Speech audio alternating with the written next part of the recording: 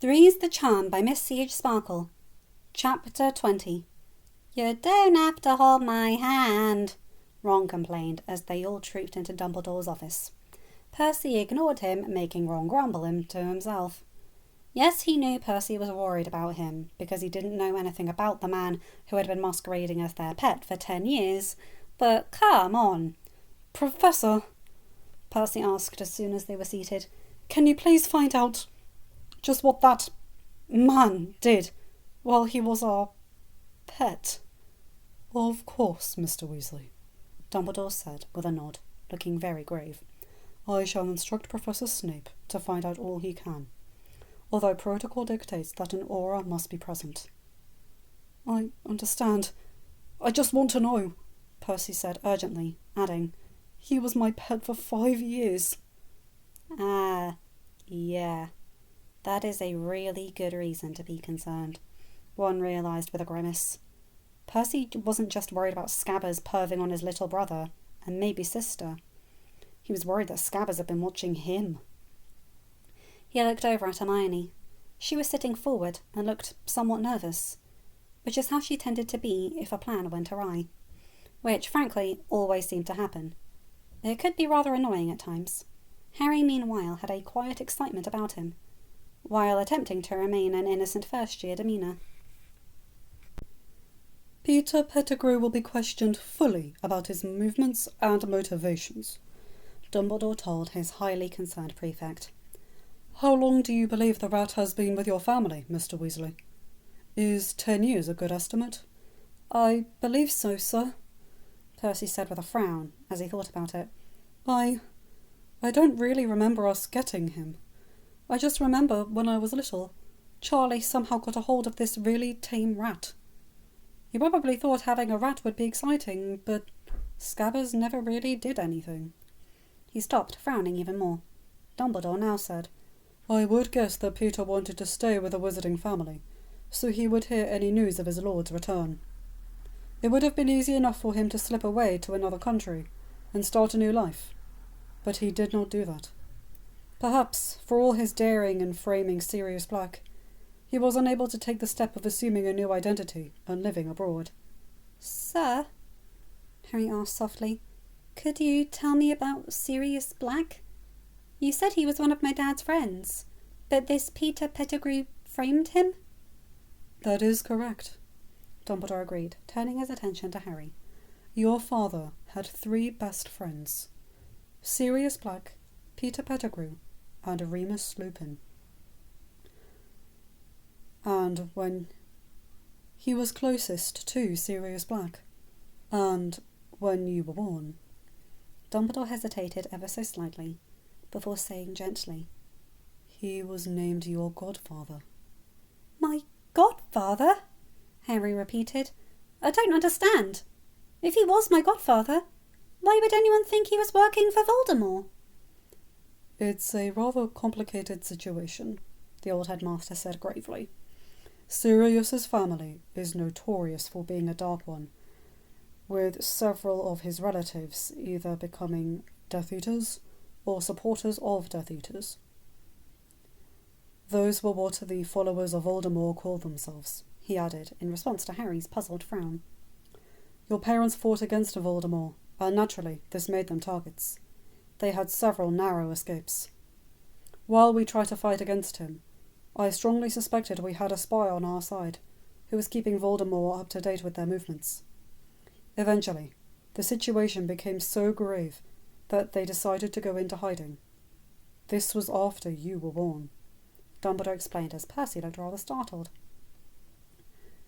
They were meant to be protected by the Fidelius charm, which involves staying in a location that is only known to the secret keeper, a specially chosen person, and who he chooses to reveal the secret to. As long as the secret keeper never revealed where they were, no force in the world could find them. Not even Voldemort, if he stood right outside their front door.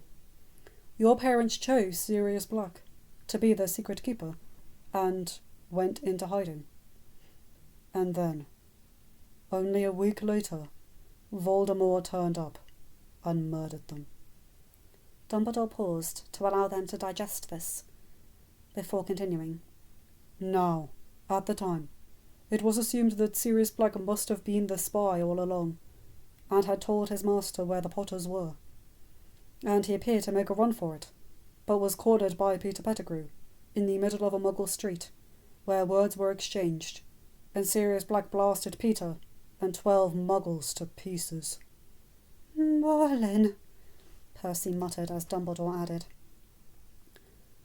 All that was ever found of Peter was his finger, and with Sirius standing there laughing, it wasn't difficult for the authorities to conclude that Sirius was guilty and arrested him. Of course, we now know it wasn't like that at all. Peter was the traitor, and it seems reasonable to conclude that Sirius went after him. Professor, Hermione piped up, what I don't understand is, why didn't Sirius Black tell anyone this? Surely he would have told his defence lawyer all about Peter being an animagus. Defence lawyer? Percy repeated dumbly. Yes, someone who speaks on behalf of the accused, Hermione explained before answering. Don't wizards have anything like that? We have magical law enforcement, Dumbledore informed her, who investigate crimes and prevent their findings to the Wizengamot. But it is the Wizengamot who decides who someone will be sentenced or not, with a vote from the members. The accused can have a witness for the defence to argue their case if they wish. So, didn't my godfather have one? Harry questioned, already knowing the answer. I am afraid not, Dumbledore said heavily. At the time, the Ministry felt that the evidence was so overwhelming that he was sent straight to Azkaban. But why? Harry asked, feeling genuine outrage. Surely he deserved a fair trial. Were all the followers of Voldemort sent to Azkaban without one? As Percy flinched, Dumbledore sighed again. No. Most were given a trial, but some were simply sent straight there. It is difficult to describe the atmosphere back then, to those who weren't there. People were just so incredibly relieved that Voldemort and his threat were gone, that they would have happily sent any numbers of Death Eaters to Azkaban without a trial. There is no real excuse for what happened, and I deeply regret that I did more. I am afraid that I believed he was guilty as well. I honestly did not even consider that Peter would be capable of such a thing. He was never the bravest or cleverest. He seemed to rely heavily on his more talented friends. I see, Harry said. He didn't appear to be able to say anything else now. What happens now, sir? Percy questioned quietly. There will be an investigation, Dumbledore said firmly. Your parents will have to be informed of what happened, naturally. Mum'll be furious, Ron said with a slight shudder, remembering her reaction back in fourth year when she learned that Scabbers had really been a Death Eater in disguise. It had taken quite a while to get her to calm down. She had been beside herself. Now looking rather alarmed, Percy said, need we inform Mother and Father just yet? Eyes twinkling slightly, Dumbledore said, It might be best to talk with the minister and garner more information from Peter. Better to have answers for your parents' questions than leave them worrying. Thank you, sir. I think that would be best. Percy said gratefully. Sir? Ron suddenly asked. That rat said something about Sirius Black feeding Professor Snape to Remus. What did he mean by that? He was interested to see what kind of answer his headmaster would give. Would he answer honestly? You must have misheard, Ron, Percy said immediately, but Hermione said, No, I heard it as well. He's not a vampire or something, is he? Not a vampire, no, Dumbledore said with a slight chuckle. Well, children, since Sirius will undoubtedly become a part of Harry's life, and by extension yours, you are bound to meet Remus Lupin. I would ask you not to judge what I am going to tell you. He was and still is a fine young man, who was a Gryffindor prefect. This made Percy sit up, a slight frown on his face. Remus Lupin was bitten by a werewolf when he was a very small boy, Dumbledore said very gently. A werewolf? Percy repeated, dumbfounded. But, sir, how could he have been a prefect? Didn't you know he was a werewolf? I did indeed know that when I accepted him into Hogwarts, but he has never shown the slightest inclination to let the monster take over, Dumbledore said calmly. His greatest fear is that he might turn someone, and has always taken great pains to avoid that. When he was at Hogwarts, he was a quiet, studious boy who only wanted to make everyone proud of him. And he was my dad's best friend? Harry asked, and as Dumbledore nodded. So, is being a werewolf a bad thing? I don't know much about them. Except from what you might have seen in Muggle movies, Dumbledore said with a twinkle in his eye. Yes, I am afraid it is a hard life for those who are bitten, even if they shun the inner monster. The transformation is an agonizing process, and leaves the sufferer ill for several days before and after. They are incapable of controlling themselves while transformed. They would rip apart their own mother if they could. That's terrible! Hermione exclaimed. It is a curse, Dumbledore said gravely, and many succumb to the temptation of simply giving in to their inner beast. But not Remus, even though he lost all of his friends on that fateful night. He has remained a functioning member of Wizarding and indeed Muggle society. I hope all four of you will give him a chance when you see him. I will, Harry said instantly. He was one of my dad's friends. I want to get to know him. Did my mum like him? She did, Dumbledore assured him, and she knew about his condition.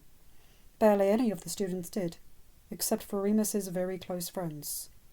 And Professor Snape? Hermione offered. And Professor Snape. Dumbledore agreed. He stumbled across Remus's secret by accident, but that's a story for another time. I'll bet it was, Ron thought.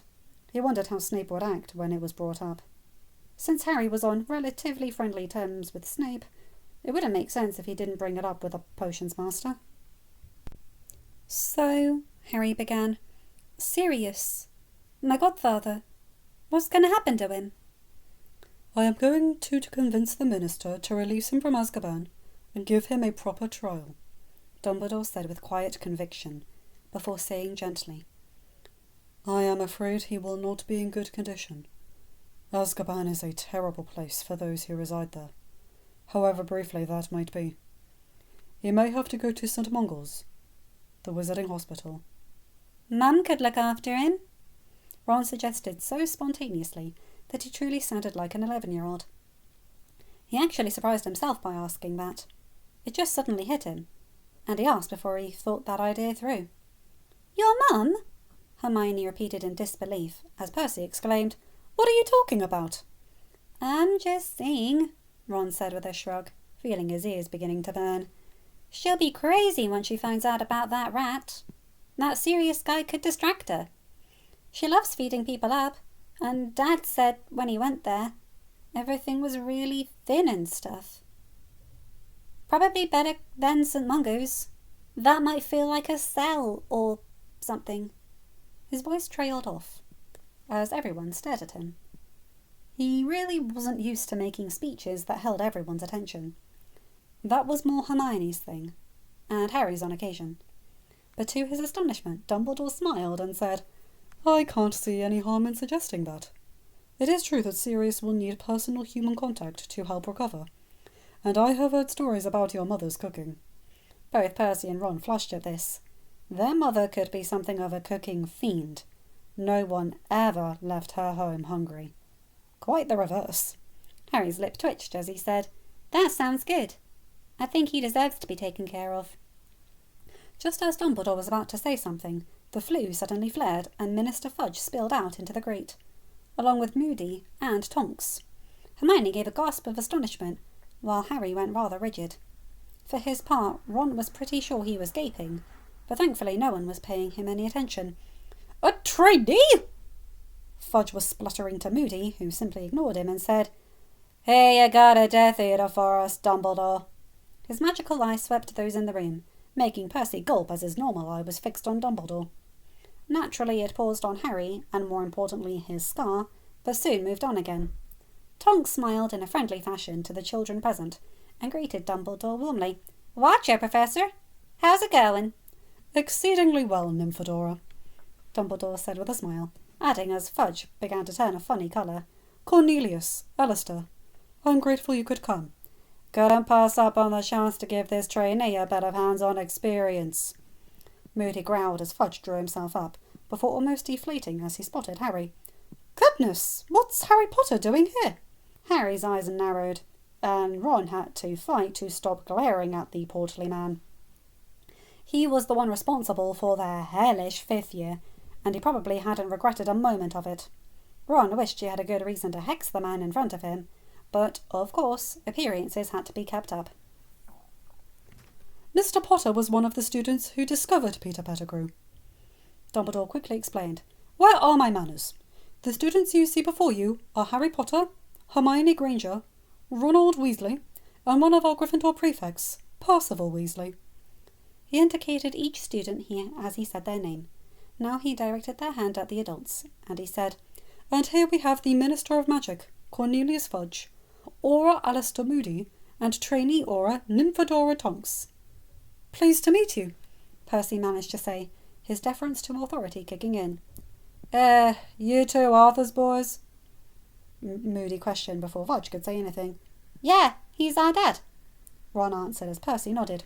"Good man," Moody stated. "A little odd, but a good man nonetheless."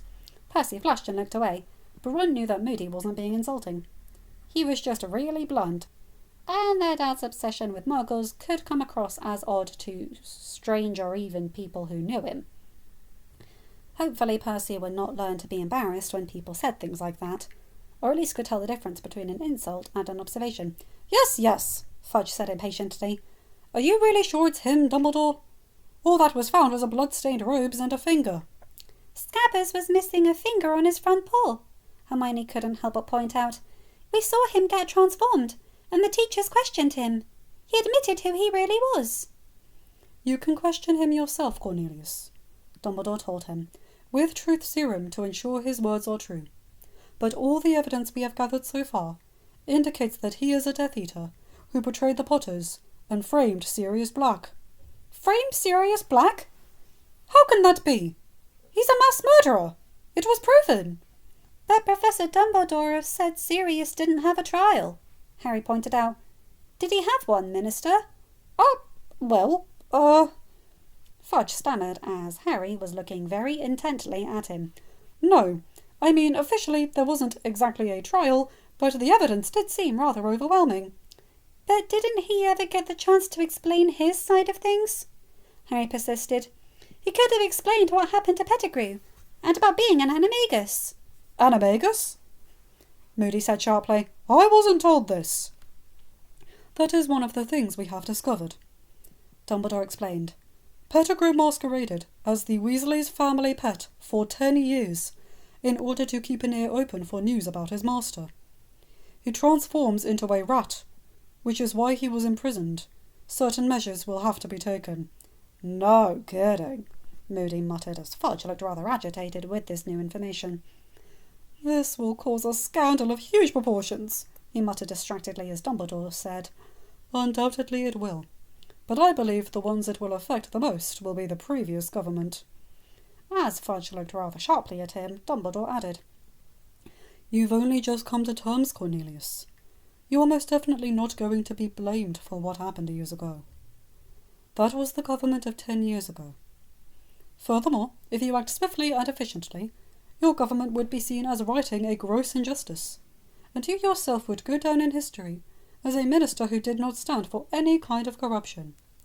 You'd be nothing short of a hero." Dumbledore finished as Fudge stared at him, but he wasn't looking quite so unhappy.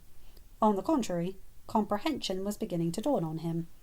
That is a very valid point, Dumbledore," he said with a nod, as Percy actually said, "Minister, perhaps if there are such cases, you could give the remaining Death Eaters a trial, just to make absolutely sure they belong there, and no one will be able to say you did nothing."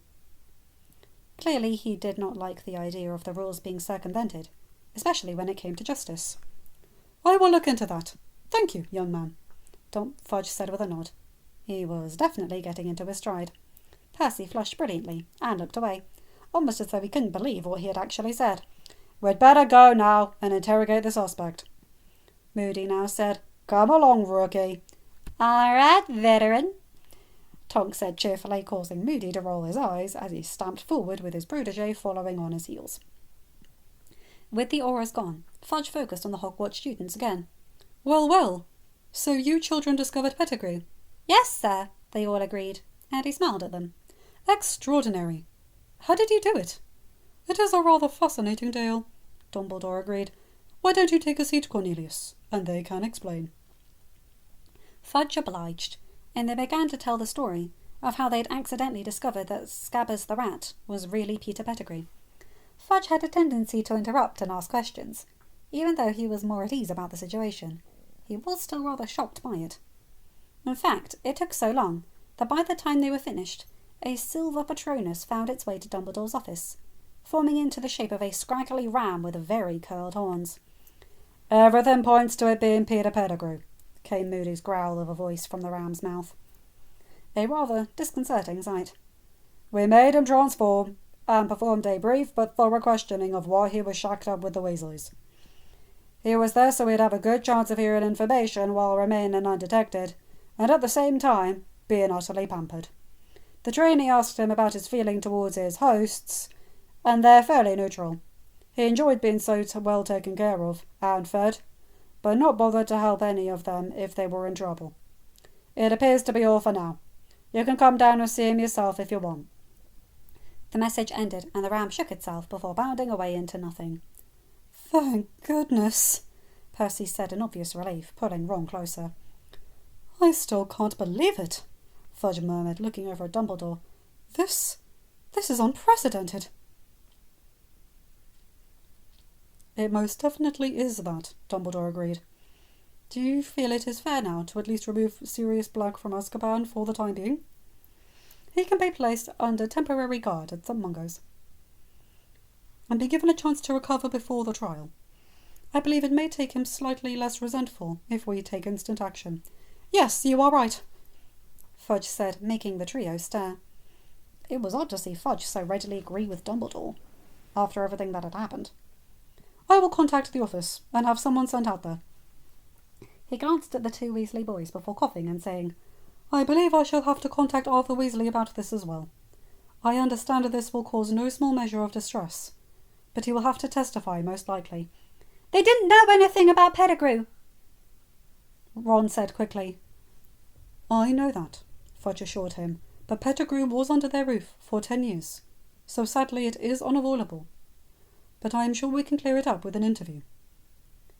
If you can send those messages, I might take the opportunity to contact Molly Weasley, his wife," Dumbledore stated. "They will need to be equally informed about this, so we can proceed swiftly." Twinkling at his pupils, he said, "You better make yourselves comfortable. This may take a while." He waved his wand and summoned a plate of sandwiches and a beaker of pumpkin juice, obviously from the kitchens. While Percy was a little bemused, the trio were extremely relieved that they were going to be kept in the picture. Dumbledore was shrewd enough to know that Molly would want to be able to see her children, especially Ron, and assure herself that they were fine. This was turning out to be very interesting. End of chapter. Hi guys, hope you enjoyed this one. Oh, so Fudge actually being on the right side of things. Dumbledore buttering him up so that he does the right thing. And I like that Tonks is there too. I can't quite do her accent from the audiobooks, but I can do a southern accent, which has a similar sort of twang, so there we go. Anyway, you guys know the drill. Like, comment and subscribe, and make sure to check out my other videos as well, and my Patreon and my coffee. Link in descriptions below. Anyway, you guys know the drill. Like, comment and subscribe, and hit that bell to get notified whenever I upload a new video. Have a good day, night, or whatever time zone you're in. Bye my guys, gals, and albino bells. I'll see you in another video. Take care.